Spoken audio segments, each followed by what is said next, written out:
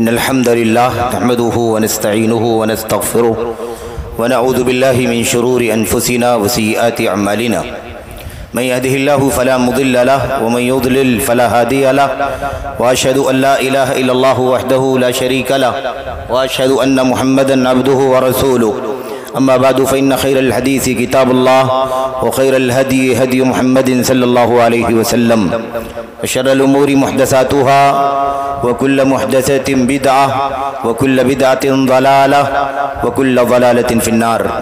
أعوذ بالله من الشيطان الرجيم. بسم الله الرحمن الرحيم. يرفع الله الذين آمنوا منكم والذين أوتوا العلم درجات. وقال عز من قائل شهد الله أنه لا إله إلا هو والملائكة وأولو العلم قائما بالقسط لا إله إلا هو العزيز الحكيم. وقال عز من قائل وقل رب زدني علما.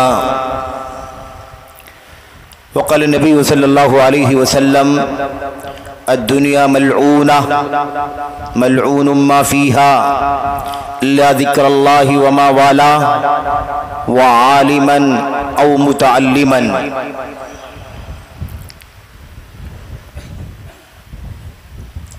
اجلاس عام جو آج کل سے لے کر آج تک 2 دنوں سے آپ کی اس بستی ڈوکا ڈیہ صاحب گنج جھارکھنڈ کے اس علاقے میں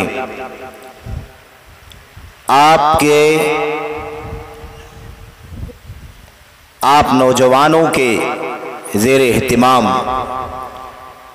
منعقد ہے. اس اجلاس عام کے قابل احترام صدر محترم، اس کے ناظم مکرم، بستی اور اطراف کے قابل احترام علماء، فضلاء، بزرگان، اسی طرح سے ملک کے مختلف اطراف سے گوشوں سے تشریف لائے ہوئے اور مدعو کردہ معزز علماء، خطباء، مقررین، اسی طرح سے آپ تمام قابل احترام بزرگوں، نوجوان ساتھیوں، قابل احترام ماؤں اور بہنوں، عزیز بچوں، تمام حاضرین اور حاضرات، آج کے اس دوسرے دن آپ کے اجلاس عام میں جس عنوان کے تحت آپ سے گفتگو کرنی ہے وہ حقیقت میں بہت ہی زیادہ اہم عنوان ہے، اور یہ عنوان علمی انداز کا عنوان ہے. علم سے متعلق باتیں ہیں، تعلیم و تربیت کی اہمیت سے متعلق باتیں ہیں، اسی طرح سے وقت کی اہم ضرورت ہے. دین کی تعلیم و تربیت وقت کی اہم ضرورت، اس پر ہمیں آپ سے گفتگو کرنی ہے. جیسا کہ ناظم صاحب نے اعلان سے پہلے، دعوت دینے سے پہلے اس بات کا ذکر کیا کہ بڑی تعداد میں لوگ سو چکے ہیں، انہیں جگا دیا جائے، بیدار کر دیا جائے. جو ان کے پاس میں بغل میں بیٹھے ہوئے ہیں ان کی ذمہ داری ہے کہ وہ اپنے بھائیوں کو جگائیں، کوشش کریں کہ وہ بھی استفادہ کر سکیں.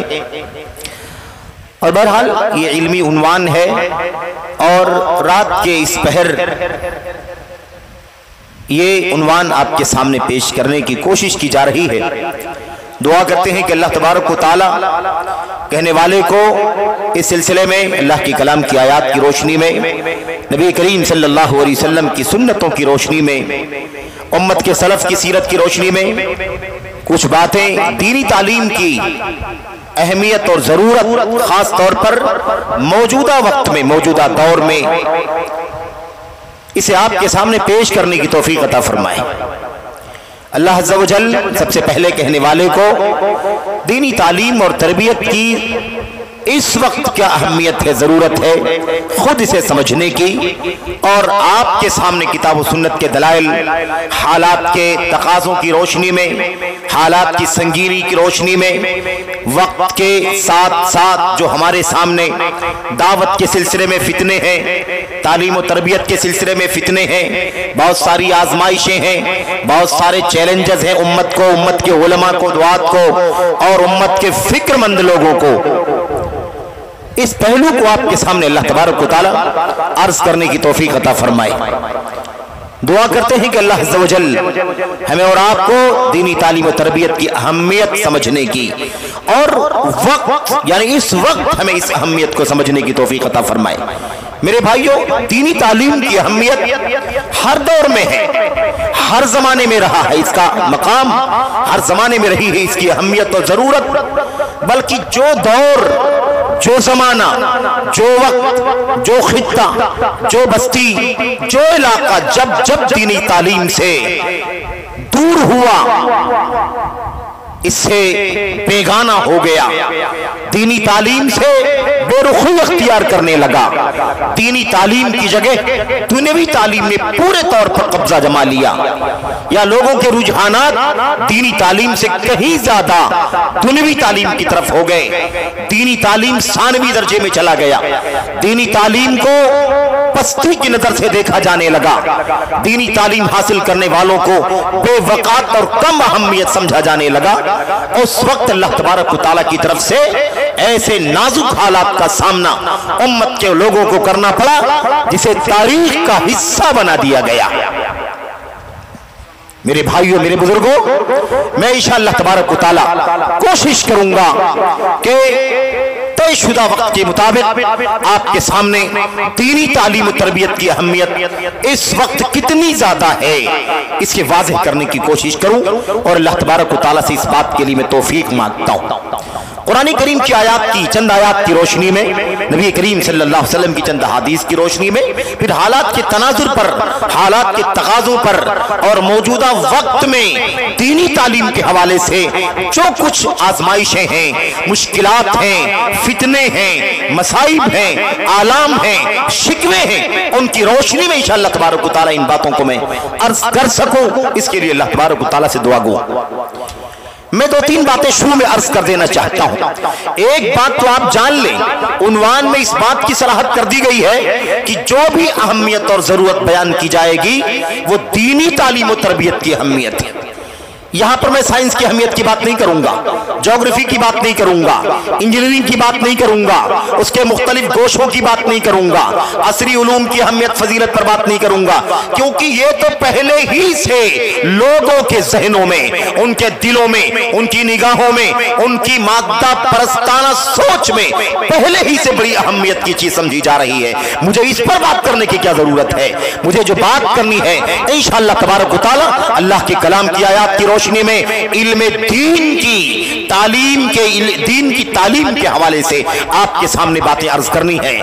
تو میں ایک بات عرض کر دیتا ہوں شروع ہی میں، یاد رکھو میرے بھائیوں، اللہ کے کلام کی تمام تر آیات میں، نبی محترم صلی اللہ علیہ وسلم کی تمام تر احادیث میں جہاں جہاں علم کی فضیلت بیان کی گئی ہے، تعلیم و تعلم کی فضیلت بیان کی گئی ہے، سیکھنے سکھانے کی فضیلت بیان کی گئی ہے، تعلیم و تعلم اور اس کا مشغلہ اختیار کرنے والوں کی فضیلت بیان کی گئی ہے، جہاں بھی تعلیم و تربیت کی فضیلت اور اس کا مقام دنیا میں بیان کیا گیا ہے، جہاں بھی تعلیم و تربیت کا مقام آخرت میں بیان کیا گیا ہے، یا اس کے سیکھنے سکھانے والوں کا مقام دنیا میں واضح کیا گیا ہے یا آخرت میں واضح کیا گیا ہے، ان سب آیتوں سے اور ان سب احادیث سے مراد اور مقصود صرف اور صرف اللہ تبارک و تعالیٰ کی دین کی تعلیم ہے۔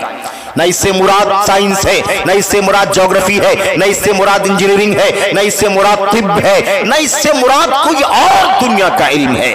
کوئی علم اس سے مراد نہیں ہے۔ جہاں بھی دنیا میں مقام بیان کیا گیا، جہاں بھی جنت کی سعادت بیان کی گئی، جہاں بھی مغفرت کا وعدہ کیا گیا، جہاں بھی اللہ تبارک و تعالیٰ کی چھوٹی بڑی مخلوقات علم حاصل کرنے والوں کے لیے دعائیں کرتی ہیں، اللہ کے فرشتے دعائیں کرتے ہیں، رحمت کی دعائیں کرتے ہیں، مغفرت کی دعائیں کرتے ہیں، جہاں جہاں یہ ساری باتیں بیان کی گئی ہیں، اس میں کہیں بھی کوئی بھی مقصود نہیں ہے سوائے دین کا علم کے، دین کا علم حاصل کرنے والوں کے، دین کی تعلیم کے، دین کی تربیت کے، اللہ کی کتاب کا علم، نبی کی سنت کا علم، حلال و حرام کا علم، اللہ تبارک و تعالیٰ کی توحید کا علم، اس کی ضد شرک کا علم، اللہ کے نبی علیہ السلام کی سنت کا علم، آپ کی سیرت کا علم، اس کی ضد بدعات کا علم، خرافات کا علم، تاکہ توحید و سنت پر چلا جائے اور شرک اور بدعات سے اجتناب کیا جائے۔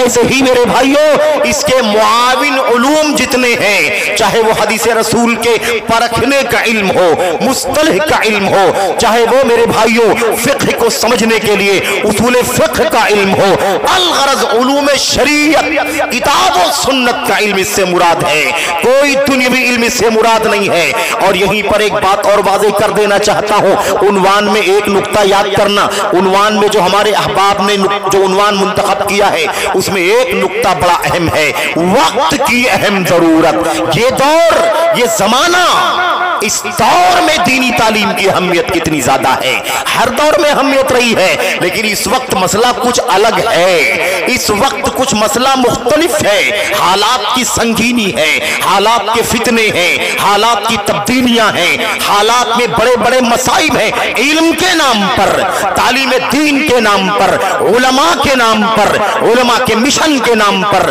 علماء کے منصب کے نام پر ڈاکے ڈالے جا رہے ہیں۔ اس لیے اس وقت دینی تعلیم کی اہمیت کیا ہے، اس نقطے کو یاد کرنا۔ اللہ کی کلام کی چند آیتیں آپ کے سامنے پیش کر کے اور چند حدیثیں پیش کر کے میں اس مسئلے پر باضابطہ آنا چاہتا ہوں، لیکن چونکہ ہمارا اسلوب ہے، ہم کوئی ٹیکنیکل طور پر اللہ کے دین کے علم کی اہمیت نہیں بیان کرنا چاہتے، ہم کتاب و سنت کے دلائل سے اللہ کے دین کا علم، اللہ کی کتاب کا علم، دین کی تعلیم کا علم کتنا اونچا ہے اسے ہم واضح کرنا چاہتے ہیں۔ پھر اس کے بعد مزید باتیں حالات کے تناظر میں ہوں گی۔ ایک بات جو عرض کرنا چاہتا ہوں وہ یہ ہے کہ اس وقت جو بہت سارے فتنے ہیں دین کی تعلیم کے حوالے سے، اس میں سے ایک فتنہ یہ بھی ہے، اور وہ فتنہ یہ ہے میرے بھائیوں، یہ فتنہ ہے کہ آج ایسی باتیں کہنے والے بھی دنیا کے اندر پائے جاتے ہیں، ملک کے اندر، وطن عزیز کے اندر پائے جاتے ہیں، بلکہ افسوس کے ساتھ کہنا پڑتا ہے تعلیم و تعلم سے تعلق رکھنے والے، میدان علم سے، میدان تربیت سے ربط ضبط رکھنے والے، اس کا شغل رکھنے والے، اس میں عرصہ گزارنے والے، اس کی صبح و شام گزارنے والے بھی بعض لوگ یہ کہتے پھر رہے ہیں کہ علم علم ہے، علم علم ہے، تعلیم تعلیم ہے، اس میں دین کی دنیا کی تعلیم کی تفریق کرنا جائز نہیں ہے۔ دین کا علم ہو تو بھی علم ہے، دنیا کا علم ہو تب بھی وہ علم ہے۔ علم کی فضیلت ہے، وہ فضیلت دین کے علم کے لیے بھی ہے، وہ فضیلت دنیا کے علم کے لیے بھی ہے۔ دین اور دنیا کے علم کی تفریق کرنا درست نہیں۔ اس طرح کی بات کرنے والے آج پیدا ہیں، موجود ہیں ہمارے بیچ میں، اور یہ ذرا سنجیدگی سے سمجھنا، جذباتیت سے نہیں سمجھنا، ذرا سنجیدگی سے مسئلے کو سمجھنا، حالات کی فتنے کو سمجھنا، حالات کی نزاکت کو سمجھنا۔ یہ بات جو کہی جا رہی ہے اس کے پیچھے مقصد کیا ہے، اس کے پیچھے ہدف کیا ہے، اس کے پیچھے راز کیا ہے، یہ بات کیوں کہی جاتی ہے؟ بھائی بیان کرو، سائنس کا مقام دنیا میں کیا ہے بیان کرو، اس کی اہمیت بیان کرو، اس کی ضرورت بیان کرو، میں بیان کروں، آپ بیان کریں، فلاں فلاں بیان کریں، کوئی مسئلہ نہیں ہے اس کے اندر۔ جغرافی کی کتنی ضرورت ہے، اور دیگر علوم، عصری علوم کی کتنی ضرورت ہے، طب کی کتنی ضرورت ہے، انجینئرنگ کی کتنی ضرورت ہے، وائرنگ اور آٹو موبائلز کی کتنی ضرورت ہے، الیکٹرانک کی کتنی، آدمی گفتگو کرے، بالکل گفتگو کی جانی چاہیے دنیوی اعتبار سے، اس کی اہمیت، اس کا درجہ، اس کا مقام، اس کا تقاضا کتنا ہے۔ دنیا کمانے کے لیے اس کو سیکھنا ضروری ہے، دنیا کے حالات کو سمجھنے کے لیے اس کا جاننا ضروری ہے، دنیا کے بہت سارے مسائل کو سمجھنے کے لیے اس کی ضرورت ہے، اس کو بالکل بیان کیا جائے۔ لیکن یہ نقطہ یہ نکتہ کہ جو مقام دین کے علم کا ہے وہی مقام دنیا کے علم کا ہے، یہ بڑی خطرناک بات ہے۔ بھلا مجھے بتاؤ اپنے دل سے، اپنے ایمان سے جواب دینا مسلمانوں، کیا کوئی مسلمان یہ بات کہہ سکتا ہے قرآن کریم کی ایک حرف کو پڑھنے کا، ایک حرف کی تلاوت کرنے کا ثواب 10 ہے؟ میرے بھائی، من قرأ حرفا من کتاب اللہ فلہ بہ حسنہ والحسنۃ بعشر امثالها، جو قرآن کریم کے ایک حرف کی تلاوت کرے گا اسے اس کے بدلے میں 10 نیکیاں ملیں گی۔ اللہ اکبر۔ میرے بھائیو، کوئی کہہ سکتا ہے کہ سائنس کو پڑھنے کا بھی یہی ثواب ہے، جغرافی پڑھنے کا بھی یہی ثواب ہے، کوئی کہہ سکتا ہے طب کا علم حاصل کرنے والے کو یہی مقام حاصل ہے۔ کیا دنیا کا کوئی مسلمان یہ کہنا گوارا کرے گا؟ کیا اس کا ایمان اس بات کی اجازت دے گا کہ وہ اس طرح سے خلط ملط کر دے علوم شریعت کو اور دنیا کے علوم کو؟ میرے بھائیوں، حدیث رسول پڑھنے والے، پڑھانے والے محدثین کرام کا مقام امت میں کتنا اونچا ہے۔ کیا ڈاکٹروں کا وہی مقام ہے جو امام بخاری کا مقام ہے؟ کیا انجینئرز کا وہی مقام ہے جو حضرت امام مسلم کا مقام ہے؟ کیا جغرافی جاننے والوں کا، آٹو موبائلز جاننے والوں کا اور الیکٹرک کی تعلیم حاصل کرنے والوں کا مقام وہی ہے جو امت کے فقہاء کا مقام ہے، عقیدے کا علم رکھنے والوں کا مقام ہے؟ کیا کوئی یہ بات کہہ سکتا ہے؟ میرے بھائیوں، یہ تو فرق ہے نا، فرق ہے۔ اسی لیے بات کو سمجھ لینا، علم سے مراد قرآن و سنت کا علم ہے، فقہ کا علم ہے، عقیدے کا علم ہے، حلال و حرام کا علم ہے، جائز و ناجائز کا علم ہے۔ اب یہ میری بات کا مطلب کوئی نہ سمجھ لے کہ میں عصری علوم کو، دنیوی علوم کو حکم لگا رہا ہوں کہ اس کو حاصل کرنا جائز نہیں ہے۔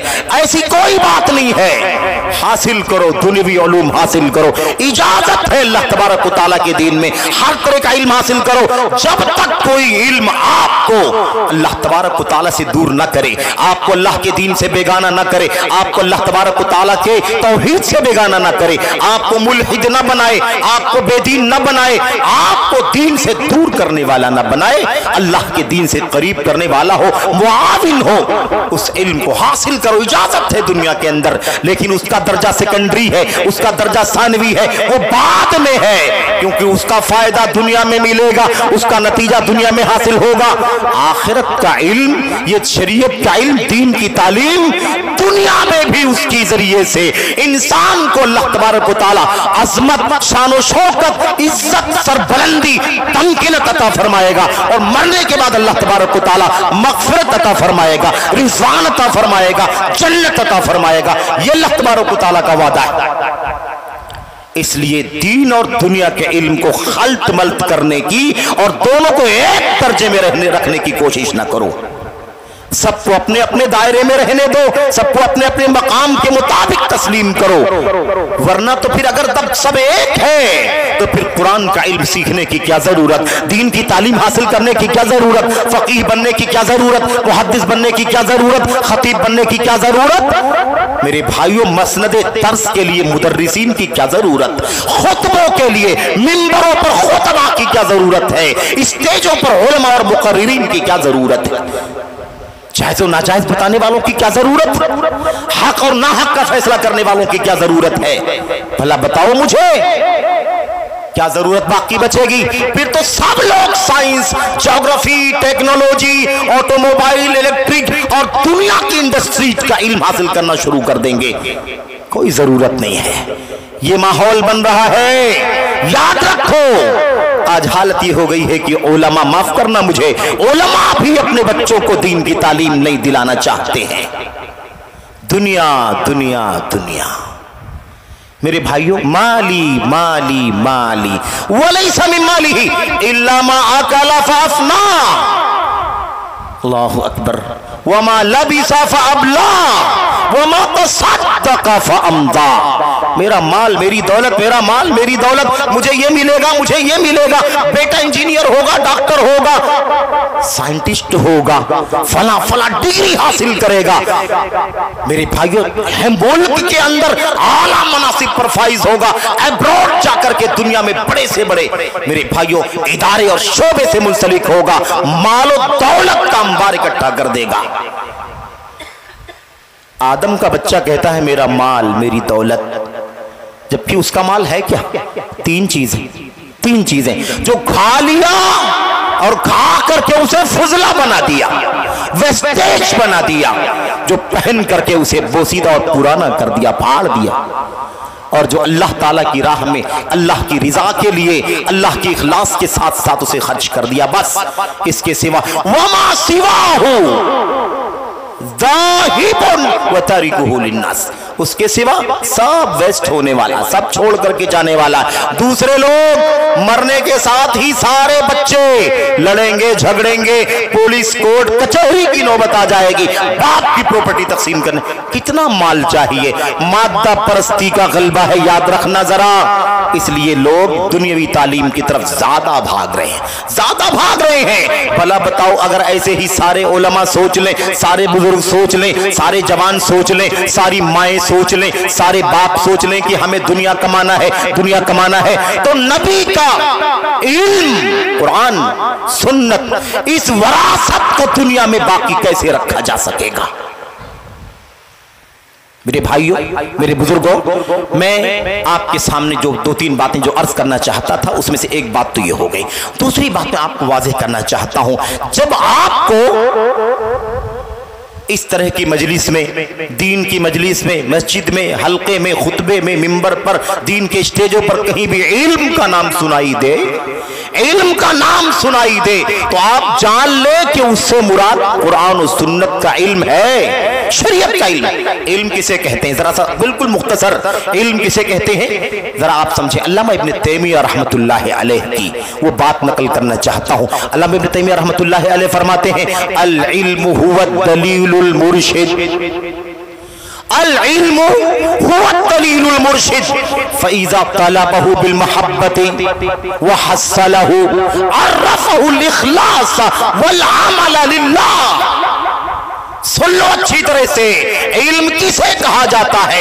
یہ علم کی ڈیفینیشن، دین کا علم حاصل کرنے میں ہماری نیت کیا ہے، ہمارا نظریہ کیا ہے. اگر ہم نے دین کا علم بھی دنیا حاصل کرنے کے لیے کیا تب بھی یہ علم اس معنی میں نہیں ہوگا جس معنی میں رب ذوالجلال اس علم کو اپنے بندوں کو، اللہ کے نبی اپنی امت کو بتلانا چاہتے ہیں.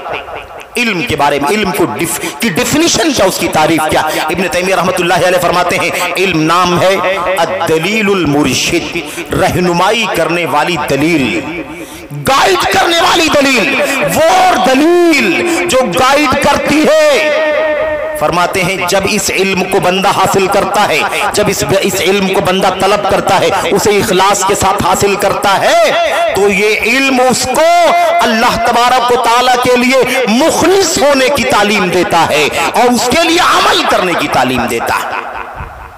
اگر یہ علم اسی لیے حاصل کیا جائے کہ اللہ تعالیٰ کے لیے مخلص ہو کے زندگی گزاریں گے، اللہ کے لیے مخلص ہو کر کے عمل کریں گے، تب جا کر کے یہ علم دین کہلائے گا. دین کا علم، دین کی تعلیم کی اہمیت اس وقت کتنی ہے، اس کی ضرورت کتنی. میرے بھائیوں، میرے بزرگوں، دوسری بات علامہ ابن القیم رحمت اللہ علیہ فرماتے ہیں العلم معرفت الحق بدلیلہ. علم نام ہے حق کو اس کی دلیل کے ساتھ جاننے کا. اللہ اکبر. لوگ کہتے ہیں کس کو نہیں معلوم ہے کہ اللہ ایک ہے، کس کو نہیں معلوم ہے کہ اللہ تبارک و تعالیٰ کا کوئی ثانی نہیں ہے، اس کا کوئی شریک نہیں ہے. دلیل کیا ہے؟ دلیل کے ساتھ جانو. دلیل قرآن کی آیت، نبی کی سنت، کائنات کی دلیلیں، عقل کی دلیلیں، حس کی دلیلیں، دنیا بھر کے دلائل کے ساتھ اللہ تبارک و تعالیٰ کا علم معلوم ہونا ہے. حلال و حرام کا پتہ ہونا چاہیے. کیا کہا؟ العلم معرفت الحق بدلیلہ. علم نام ہے حق کو دلیل کے ساتھ جاننا. میرے بھائیوں، میرے بزرگوں، خیر بات لمبی نہ ہو، میں مختصر گفتگو کرنا چاہتا ہوں آپ کے سامنے اور چند باتیں خصوصیت کے ساتھ عرض کرنا چاہتا ہوں۔ آپ پہلے یہ سمجھیں کہ علم دین کی کتنی اہمیت ہے، کتنی ضرورت ہے۔ میرے بھائیوں، میرے بزرگوں، اللہ کی کلام کی آیت کریمہ ہم نے آپ کے سامنے پڑھی ہے اور کئی آیتیں پڑھی ہیں اور بہت ساری آیتیں ہیں، بطور مثال 2-4 آیت۔ اللہ تبارک و تعالیٰ نے فرمایا یرفع اللہ الذین آمنوا منکم والذین اوتوا العلم درجات، اور یہ بات پہلے سے فائنل ہو چکی ہے۔ قرآن میں جہاں بھی علم کی فضیلت ہے، علم والوں کی فضیلت ہے، دنیا میں مقام میں، آخرت میں مقام بیان کیا جا رہا ہے، اس سے مراد قرآن کا، سنت کا، شریعت کا، حلال و حرام کا، اللہ کی توحید کا، نبی کی سنت کا علم ہے، اور دوسرا علم اس کے اندر شامل نہیں ہے۔ اور یہ بات علامہ ابن عثیمین رحمت اللہ علیہ نے اپنی کتاب العلم کے اندر، اور علامہ عبد المحسن بن حمد العباد استاذ محترم میرے بھائیوں نے اپنی کتاب کے اندر اس بات کو سمجھایا ہے کہ قرآن و سنت میں جہاں جہاں علم کی فضیلت ہے، اس کا مقام ہے، اس کی اہمیت ہے، اس کے حاصل کرنے، پڑھنے، پڑھانے والوں کی اہمیت اور فضیلت ہے، اس سے مراد دین اور شریعت کا علم ہے۔ یہ بات طے ہو گئی۔ اب آیت کریمہ پڑھ سنتے ہیں۔ اللہ تبارک و تعالیٰ فرماتا ہے یرفع اللہ الذین آمنوا منکم والذین اوتوا العلم درجات۔ اللہ تبارک و تعالیٰ یرفع بلند کرتا ہے، یرفع اللہ الذین آمنوا منکم، تم میں سے جو ایمان والے ہیں، اللہ تبارک و تعالیٰ ان کا درجہ بلند کرتا ہے۔ ایمان والوں کا درجہ اللہ بلند کرتا ہے، ان کا مقام اونچا کرتا ہے۔ والذین اوتوا العلم درجات، اور جنہیں اللہ نے علم عطا فرمایا ہے ان کا درجہ بلند فرماتا ہے، بہت سارے درجات۔ ایمان والوں کا مقام اور جو تم میں علم والے ہیں ان کے مقام کو اللہ بہت سارے درجات بلند فرماتا ہے۔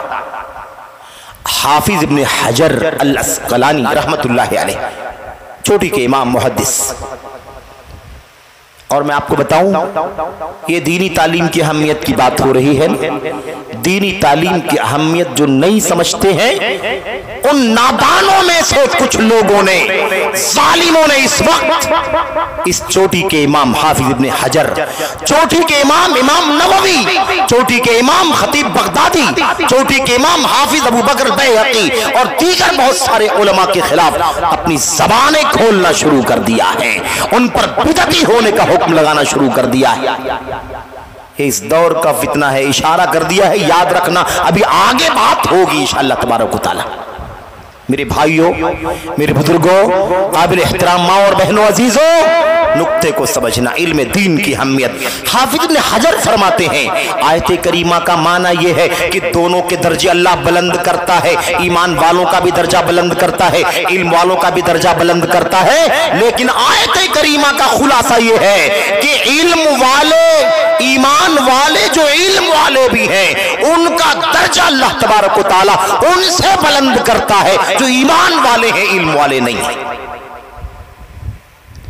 ایمان اور علم والوں کا درجہ اللہ تبارک و تعالیٰ ان سے بلند کرتا ہے جو صرف ایمان والے ہیں، علم والے نہیں۔ دنیا ہمارے سامنے ہے، علم والے ہیں، ایمان والے علم والے ہیں، اور ایمان والے اور علم والے جو نہیں، دونوں کے درمیان اللہ تبارک و تعالیٰ نے فرق کیا ہوا ہے۔ اچھا، ایسے ہی اللہ تبارک و تعالیٰ، بات واضح ہو گئی نا، ایمان کا مقام ہے لیکن علم کا مقام ایمان کے ساتھ بہت زیادہ اونچا ہے۔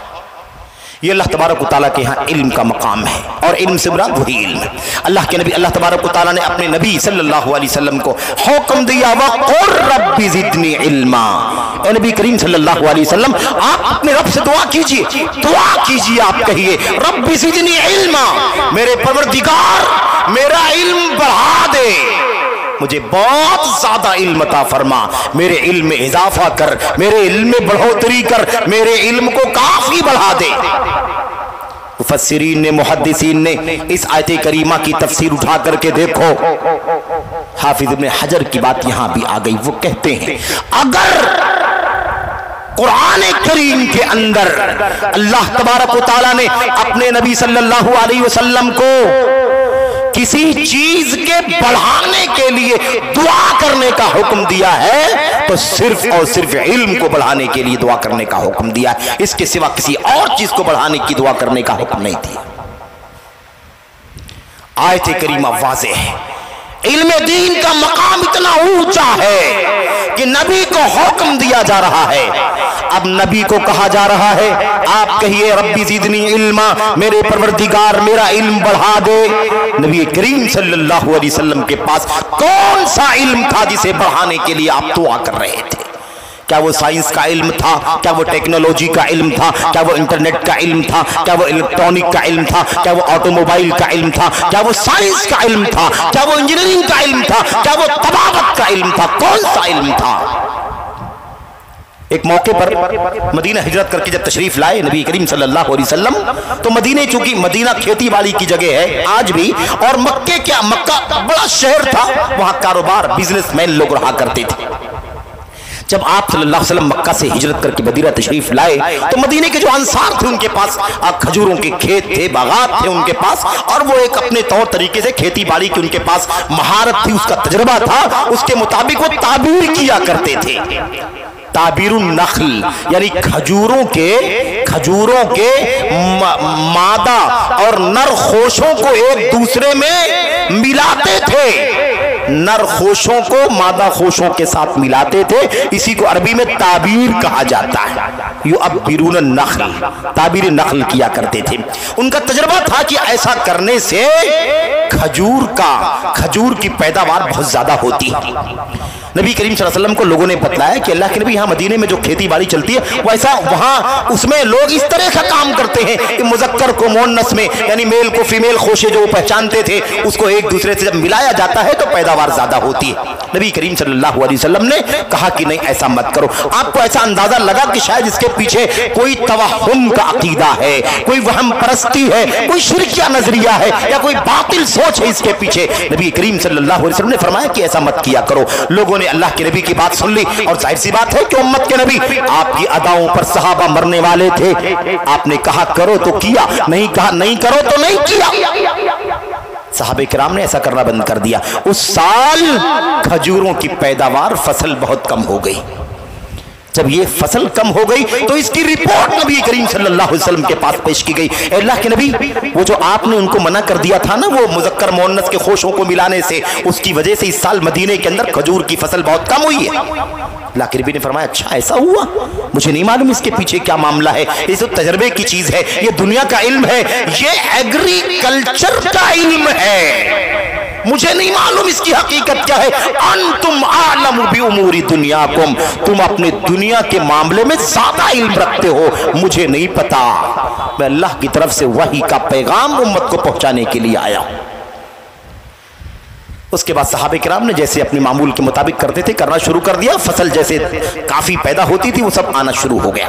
پتہ یہ چلا میرے بھائیوں، آپ صلی اللہ علیہ وسلم کسی دنیوی علم کے لیے اللہ سے زیادہ کرنے کی بڑھوتری کے لیے دعا نہیں کر رہے تھے، بلکہ وہ علم وحی کا علم تھا، جو وحی کا علم تھا، اللہ کی کتاب بھی وحی، آپ صلی اللہ علیہ وسلم کی سنت بھی وحی، اور اسی قرآن و سنت کا خلاصہ عقیدے کی شکل میں موجود ہے، منہج کی شکل میں موجود ہے، حلال و حرام کی شکل میں موجود ہے، شادی بیاہ نکاح طلاق حلال اور کاروبار لین دین معاملات، اٹھنا بیٹھنا کھانا پینا سونا جاگنا لباس، زندگی کے سارے مسائل اللہ تبارک و تعالیٰ کی طرف سے اسی وحی کے اندر شامل ہے۔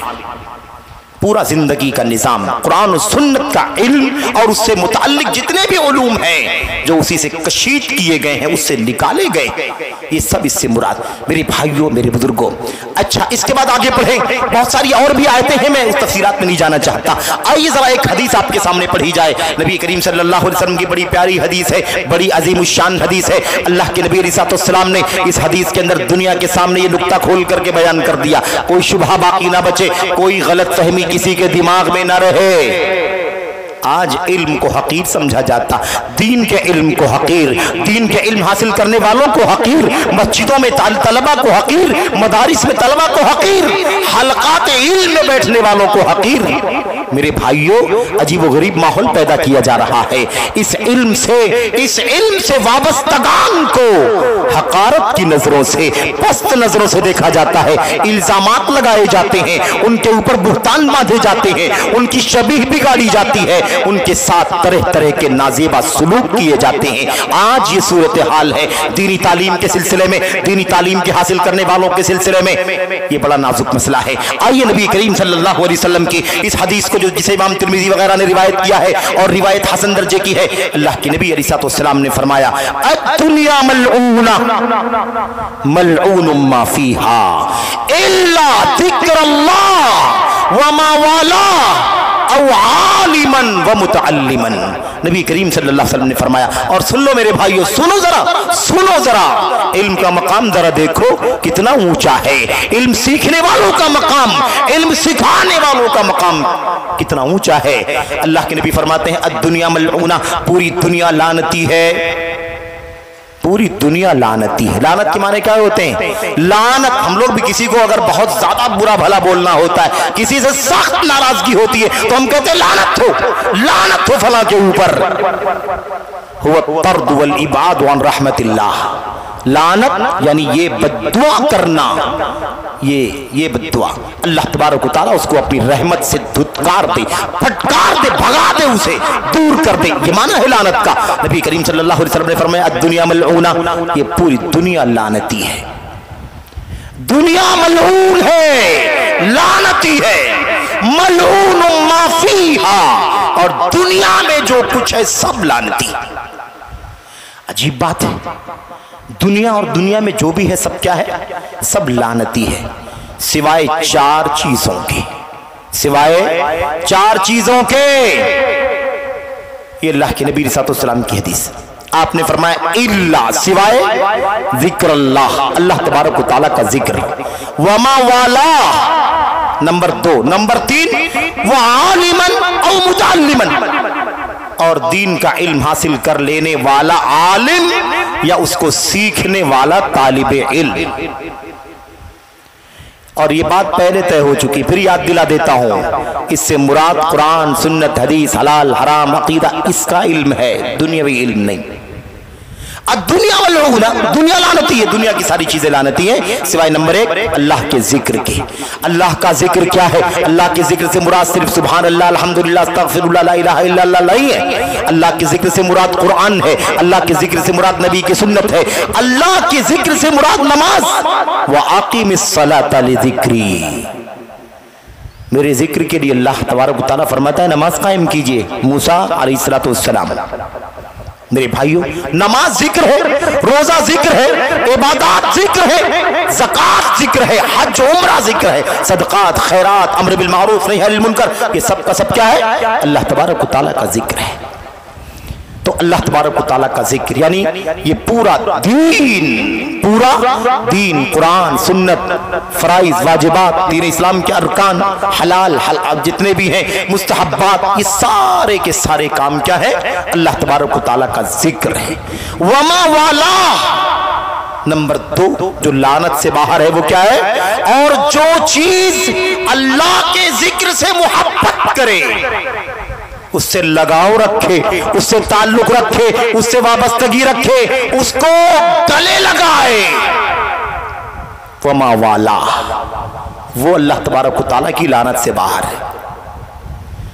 نمبر 3 وعالما او متعلما، اور ایسے ہی اللہ کے دین کا عالم اور اللہ تبارک و تعالیٰ کا کہ دین کی تعلیم حاصل کرنے والا طالب علم۔ عجیب بات ہے، سبحان اللہ، کیا کلام نبی کریم صلی اللہ علیہ وسلم، ہوتی تو جوامع الکلم، اللہ اکبر، واختصر لی الکلام اختصارا، اللہ کے نبی نے فرمایا مجھے جامع کلمات دیے گئے، جامع الفاظ، چند الفاظ بولتا ہوں اور اس میں معانی کا سمندر چھپا ہوا ہوتا ہے، پیغام سمندر کی طرح بھرا ہوتا ہے چند الفاظ کے اندر، اور میرے لیے بات کو مختصر کر دیا گیا ہے، شارٹ میں بات بول دیتا ہوں، بہت بڑی بات ہوتی ہے۔ یہ اللہ کی طرف سے آپ کو جو خصوصیات عطا کی گئی ہیں ان میں سے خصوصیت ہے۔ اللہ کے نبی صلی اللہ علیہ وسلم نے ایک چھوٹی سی حدیث پہ کیا فرما دیا؟ یہ دنیا لعنتی ہے، دنیا کی ساری چیزیں لعنتی ہیں سوائے 4 چیزوں کے: اللہ کا ذکر، یہ اللہ کا دین پورا کا پورا، اللہ کی عبادت، اس کی توحید، نبی کی سنت، اللہ تبارک و تعالیٰ کے دین کے فرائض، واجبات، مامورات وغیرہ، سب اللہ تبارک و تعالیٰ کا ذکر۔ اور جو اس سے تعلق رکھے، اس سے محبت کرے، اس سے لگاؤ رکھے، کہاں لگاؤ ہے؟ اللہ تبارک و تعالیٰ کے ذکر سے۔ اللہ کے لگاؤ کے ذکر کے لیے، اللہ کے ذکر سے لگاؤ کے لیے اللہ کی مسجدیں ہیں، اللہ کی مسجدوں میں اللہ تبارک و تعالیٰ کا ذکر کیا جاتا ہے۔ یہ اللہ کی لعنت سے باہر اللہ کے دین کا جہاں جہاں علم حاصل کیا جاتا ہے، یہ حلقات علم ہوں، اللہ کی لعنت سے باہر یہ مدرسے، یہ مکاتب، یہ جامعات، یہ علمی حلقات، یہ مجلس ہیں جن کے بارے میں اللہ کے نبی نے فرمایا اللہ تبارک و تعالیٰ کی کلام کی جہاں تلاوت کی جاتی ہے اور اس کو پڑھایا جاتا ہے، اس کے اوپر اللہ تبارک و تعالیٰ کے فرشتے اپنے پروں کا سایہ کر لیتے، اللہ کی طرف سے رحمت نازل ہوتی، اللہ کی رحمت ڈھانپ لیتی ہے، اللہ تبارک و تعالیٰ کی طرف سے سکونت کا، سکینت کا نزول ہوتا ہے۔ اللہ تبارک و تعالیٰ اس مجلس کا ذکر فرشتوں میں کرتا ہے۔ وَذَكَرَهُمُ اللَّهُ فِي مَنْ عِنْدَهُ، اپنے پاس جو فرشتے ہیں اس کے پاس، ان میں ذکر کرتا ہے اللہ تبارک و تعالیٰ۔ میرے بھائیوں، میرے بزرگوں، یہ مقام ہے، یاد رکھو فضیلت کس کی ہے؟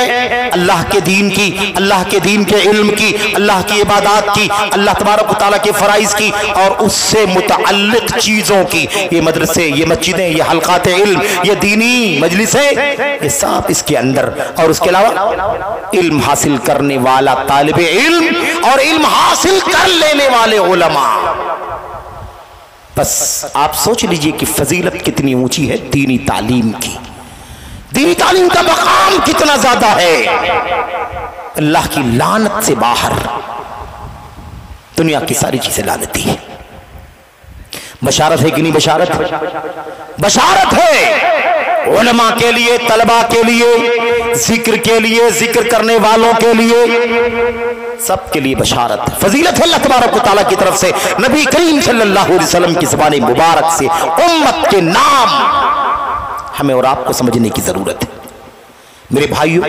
اور وہ مشہور حدیث نبی کریم صلی اللہ علیہ وسلم نے فرمایا تھا، آپ نے فرمایا تھا، لمبی حدیث تو لمبی ہے، حدیث لمبی ہے میرے بھائیوں، آپ جانتے ہیں بار بار پڑھی جاتی ہے وہ حدیث، صحیح مسلم اور دیگر کتابوں کے اندر،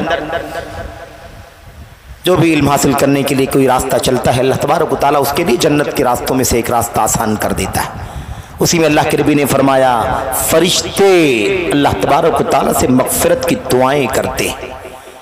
دین کا علم، دینی تعلیم حاصل کرنے والے طلباء، علماء اور اس مشن پر لگے رہنے والے سارے لوگ، وما والا کے اندر وہ بھی شامل ہیں، اس کے سارے کے سارے متعلقین جو بھی اس مشن پر لگے ہوئے ہوں، ان سب کے لیے بشارت ہے میرے بھائیوں، میرے بزرگوں۔ فرشتے مغفرت کی دعائیں کرتے ہیں دین کا علم حاصل کرنے والوں کے لیے، اور دنیا کی مخلوقات، دنیا کی مخلوقات، حتیٰ کہ سمندر کی مچھلیاں، حتی الحیتان فی الماء، سمندر کی مچھلیاں بھی طالب علم کے لیے دعا کرتی ہیں۔ اللہ اکبر۔ اس کے بعد اللہ کے نبی علیہ الصلوۃ والسلام نے فرمایا وَإِنَّ الْعُلَمَاءَ وَرَثَةُ الْأَنْبِيَاءِ وَإِنَّ الْأَنْبِيَاءَ لَمْ يُوَرِّثُوا دِينَارًا وَلَا دِرْهَمًا إِنَّمَا وَرَّثُوا الْعِلْمَ فَمَنْ أَخَذَ بِحَظٍّ وَافِرٍ۔ سنن کی روایت میں یہ ساری الفاظ موجود ہیں، حدیث صحیح ہے۔ اللہ کے نبی صلی اللہ علیہ وسلم نے فرمایا یاد رکھو اللہ تبارک و تعالیٰ کی طرف سے نبی کو وحی ہے، نبی اپنی امت کو اللہ کا یہ پیغام پہنچا رہے ہیں، سن لو امت کے لوگوں، ان العلماء ورثۃ الانبیاء، علماء، دین کے علماء، دین کا علم حاصل کرنے والے، دین کا علم جاننے والے، عقیدہ، عبادات، معاملات، اخلاق، قرآن، سنت، تفسیر، حدیث، اصول حدیث، فقہ، اصول فقہ، عقیدہ، فتویٰ شریعت کا، علماء انبیاء کے وارث ہیں۔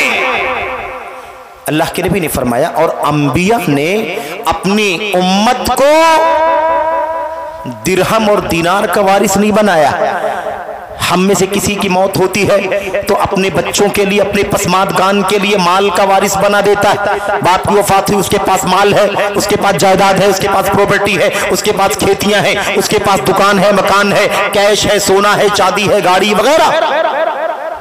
انبیاء علیہ السلام نے اپنی امتوں کو جس چیز کا وارث بنایا ہے وہ درہم و دینار کا وارث نہیں بنایا، روپے کا، پیسے کا، ڈالر کا، اس کا وارث نہیں بنایا، زمین جائیداد کا، بیلنس کا وارث نہیں بنایا. وَإِنَّمَا وَرَّثُوا الْعِلْمَ، انہوں نے علم کا وارث بنایا ہے. انبیاء کے پاس کون سا علم تھا؟ اللہ کی طرف سے جو وحی آتی تھی اسی بات کا علم تھا ان کے پاس. وہ دین کا علم ہے، قرآن، سنت، حلال، حرام، فقہ وغیرہ، اس کا علم. انبیاء علیہ السلام نے اپنی امتوں کو علم کا وارث بنایا جو اللہ کی طرف سے وحی. ہم لوگ آخری نبی کی امت ہیں، آخری امت ہیں. ہمیں ہمارے نبی محمد رسول اللہ صلی اللہ علیہ وسلم نے علم وحی کا وارث بنایا ہے. قرآن کریم وراثت میں چھوڑ گئے ہیں، اپنی سنت وراثت میں چھوڑ گئے ہیں. اس میں جو عقیدہ ہے وراثت میں دے گئے، اس میں جو عبادات ہے وراثت میں دے گئے، اس کے اندر جو حلال و حرام ہے وراثت میں دے گئے، اس کے اندر جو فقہ ہے اسے وراثت میں دے گئے. ہم اسی علم دین کے، علم شریعت کے وارث ہیں. فمن اخذه اخذ بحظ وافر، جو اس وراثت کو حاصل کرے گا وہ بہت بڑا حصہ حاصل کر لے گا وراثت کا. جو جتنا اس علم نبوت کو حاصل کرے گا، علم وحی کو حاصل کرے گا، اتنا بڑا حصہ اسے علم کا حاصل ہو جائے گا. میرے بھائیوں، میرے بزرگوں، نبی کریم صلی اللہ علیہ وسلم نے یہ معاملہ صاف کر دیا، یہ معاملہ صاف کر دیا. اگر کوئی نبی کا وارث ہو سکتا ہے تو وہ نبی کے علم کو حاصل کرنے والے ہو سکتے ہیں. نبی کا علم حاصل کرنے والے ہی نبیوں کے وارث ہیں. علماء وارث ہیں، نہ تو ڈاکٹران وارث ہیں. کوئی ڈاکٹر دنیا کا طبیب اللہ کے نبی کا وارث نہیں ہے، کیونکہ نبی نے طب کی وراثت نہیں دی ہے. یہ تو میڈیکل سائنس کا طب ہے میرے بھائیوں. اور جو طب نبوی ہے وہ اس کے اندر نہیں آتا، وہ اللہ تبارک و تعالیٰ کے دین کا وحی کا حصہ ہے. اس لیے یاد رکھنا نبی کریم صلی اللہ علیہ وسلم کے وارثین کوئی انجینئر نہیں ہو سکتے، نبی کے وارثین کوئی وکیل نہیں ہو سکتا، کوئی دنیا کا جج نہیں ہو سکتا، دنیاوی علوم کا کوئی ایکسپرٹ نبی کریم صلی اللہ علیہ وسلم کے علم کا وارث نہیں ہو سکتا. میرے بھائیو، اللہ کے نبی محمد رسول اللہ صلی اللہ علیہ وسلم کی اس سلسلے بہت ساری حدیثیں اور بہت ساری باتیں ہیں. میں اب اس تفصیلات میں مزید نہ جاتے ہوئے میں کچھ مزید باتیں، وقت کی ضرورت، دینی تعلیم وقت کی اہم ضرورت. یہ وقت کا کیا مسئلہ ہے؟ کیوں ہمارے ذمہ داروں نے یہ وقت کی شرط لگا دی؟ کیوں نہیں کہا دینی تعلیم کی اہمیت و ضرورت؟ کیوں کہہ دیا دینی تعلیم وقت کی اہم ضرورت؟ اس وقت کیا ہو گیا بھائی؟ کچھ ہوا ہے کیا؟ کچھ بگڑا ہے کیا؟ کچھ بدل گیا ہے کیا آج کے دور میں؟ ہاں ایسا ہے، مسئلہ ہے. اسی لیے تو وقت کی اہم ضرورت. سب سے پہلے وقت کی اہم ضرورت یہ ہے کہ اس وقت لوگ دین کی تعلیم سے برگشتہ ہوتے جا رہے ہیں، اور لوگ دینی تعلیم کے جو مراکز ہیں، اس کی جو بنیادی جگہیں ہیں، اس کو بڑی تیزی کے ساتھ دنیاوی تعلیم کے نام پر، دین کی تعلیم کے نام پر ہتھیانے کی کوشش کر رہے ہیں. مجھے نہیں معلوم، یہاں کی بات میں نہیں کر سکتا میرے بھائیوں، لیکن ایک عام پیغام ہے. آج جو ہمارے یہاں شہروں میں، ملک کے اندر، وطن عزیز کے اندر، ہندوستان کے اندر جو فضا بنائی جا رہی ہے علم کے نام پر، وہ بڑی خطرناک فضا بنائی جا رہی ہے. بہت سارے عصری اسکول جو گلوبل کے نام پر، جو انٹرنیشنل کے نام پر یہ دعویٰ کر رہے ہیں کہ تم اپنے بچوں کو مکتب میں بھیجتے ہو، وہ خالی قرآن پڑھتا ہے، وہ ناظرہ پڑھتا ہے، وہ کچھ موٹی موٹی باتیں حدیث کی جان پاتا ہے، وہ موٹی موٹی دعائیں جان پاتا ہے، اس کو تھوڑی بہت اردو آ جاتی ہے، اس کو تھوڑا بہت میرے بھائیوں حلال و حرام کا پتہ چل جاتا ہے، اسے کچھ موٹی موٹی عقیدے کی باتیں بتا دی جاتی ہیں، ایمان کی. یہ سب کافی نہیں ہے. اور تم یہاں اپنے بچوں کو پڑھاؤ گے تو وہ یہی جانے گا، دنیا سے نابلد رہے گا. دنیا سے نابلد رہے گا، نہ اسے سائنس کا پتہ، نہ جغرافی کا پتہ، نہ اسے دنیوی علوم کا کوئی پتہ نہیں، نہ وہ انجینئرنگ جانے گا، نہ وہ طب جانے گا، نہ وہ کوئی اور میدان میں ایکسپرٹ ہو سکے گا۔ اس لیے ہم نے گلوبل اسکول کھولے ہیں، ہم نے انٹرنیشنل اسکول کھولے ہوئے ہیں، ہم وہاں پر آپ کے بچوں کو دنیا میں بھی ایکسپرٹ بنا دیں گے اور آپ کے بچوں کو دین کا بھی ماہر بنا دیں گے۔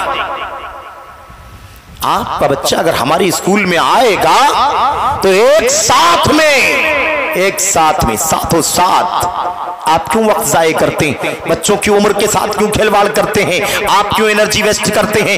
آپ اپنے بچوں کو مسجدوں سے نکال دیجئے، آپ اپنے بچوں کا داخلہ ہمارے گلوبل انٹرنیشنل اسکولوں میں کرا دیجئے، ہم آپ کے بچوں کو ایک ساتھ میں ڈاکٹر بھی بنا دیں گے، انجینئر بھی بنا دیں گے، جغرافی کا آپ کو ماہر بھی بنا دیں گے، اور اسی کے ساتھ ساتھ اس کو محدث بھی بنا دیں گے، اس کو فقیہ بھی بنا دیں گے، اس کو مفسر بھی بنا دیں گے، اس کو عقیدے کا بھی بڑا سے بڑا عالم بنا دیں گے۔ یہ دعوے کر کے ہمارے بچوں کو مسجدوں سے گھسیٹ گھسیٹ کر، مکاتب سے نکال کر سرپرستوں نے اپنے بچوں کو ان اسکولوں میں داخل کیا ہے۔ اگر یہ حقیقت ہو، اس کی سچائی ہو تو بہت اچھی بات ہے، لیکن کاش یہ سچائی ہو۔ افسوس کے ساتھ کہنا پڑتا ہے، تجربہ بتاتا ہے، مشاہدات بتاتے ہیں کہ صرف اور صرف اس نام پر ان معصوم بچوں کو ان کے سرپرستوں کو دھوکہ دیا جاتا ہے۔ الا من رحم اللہ، اتنا استثناء کر دیتا ہوں کہ شاید کوئی ہوگا تو اس دعوے میں واقعی کھرا اور سچا اترتا ہوگا، اللہ کے ہاں اسے جواب دہی کا احساس ہوگا، ورنہ عام طور پر جو صورتحال ہے بڑی نازک ہے۔ سارے سبجیکٹ عصری علوم کے بورڈز کے، چاہے وہ مہاراشٹرا کے بورڈ ہو، دوسرے اسٹیٹس کے بورڈ ہو، ان بورڈز کی ساری تعلیم دی جاتی ہے۔ 8 پیریڈ، 10 پیریڈ، 12 پیریڈ، ظہر سے پہلے تک، ظہر کے بعد تک، 2 بجے تک، 3 بجے تک، ہفتے میں 1 دن 2 دن ناظرہ قرآن پڑھا دیا جاتا ہے۔ ہفتے میں 1 دن 2 دن، آدھا گھنٹہ پونا گھنٹہ ان کو کچھ تھوڑی موٹی باتیں، تھوڑی چھوٹی بڑی بات، چند تھوڑی باتیں بتا دی جاتی ہیں دین کی، کچھ موٹی موٹی باتیں عقیدے کی، کچھ موٹی موٹی باتیں فقہ کی، کچھ موٹی موٹی دعائیں، بس اس کے سوا اور کچھ نہیں حاصل ہوتا۔ دعویٰ کرتے ہیں ہمارے یہاں تمہارے بچے کی تعلیم اگر ہوگی، ایڈمیشن کراؤ گے تو ایک ساتھ میں تمہارا بچہ شیکسپیئر بھی بنے گا، جارج برنارڈ شاہ بھی بنے گا، اور اسی کے ساتھ ساتھ تمہارا بیٹا ابن کثیر بھی بن جائے گا، ابن رشد بھی بن جائے گا، امام بخاری بھی بن جائے گا۔ یہ فتنہ ہے وقت کا، اس لیے ذمہ داروں نے یہ عنوان منتخب کیا، دینی تعلیم وقت کی اہم ضرورت۔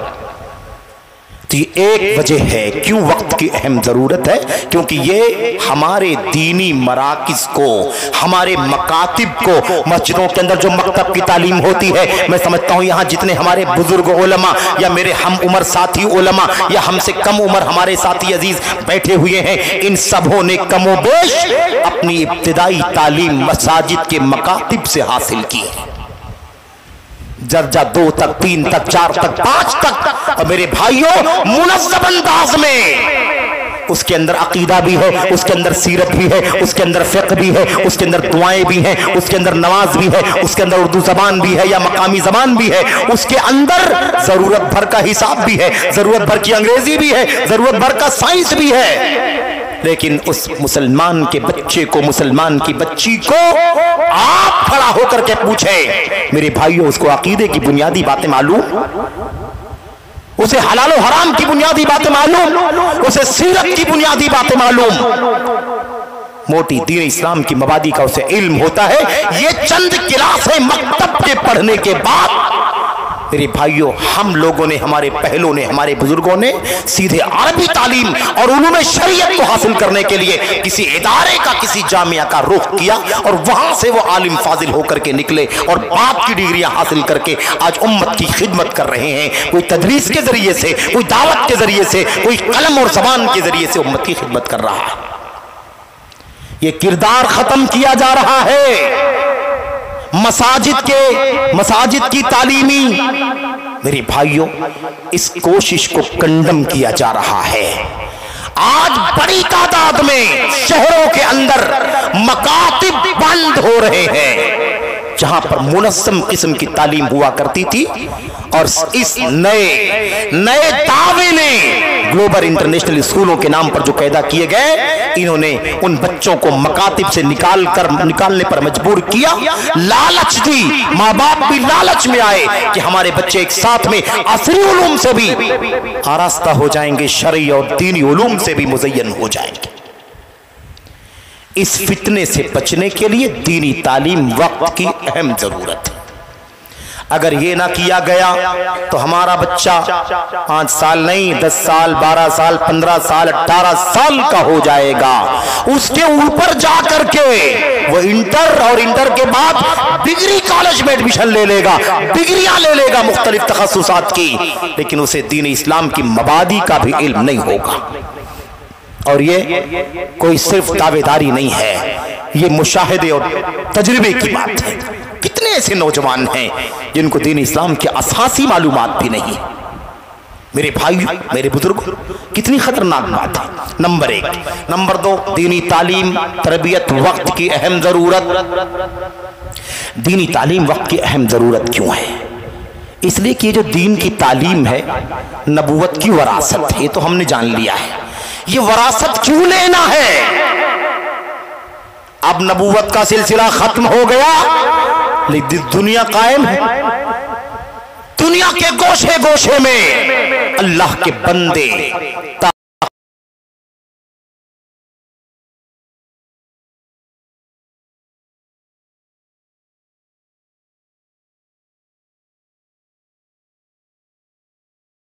ان کے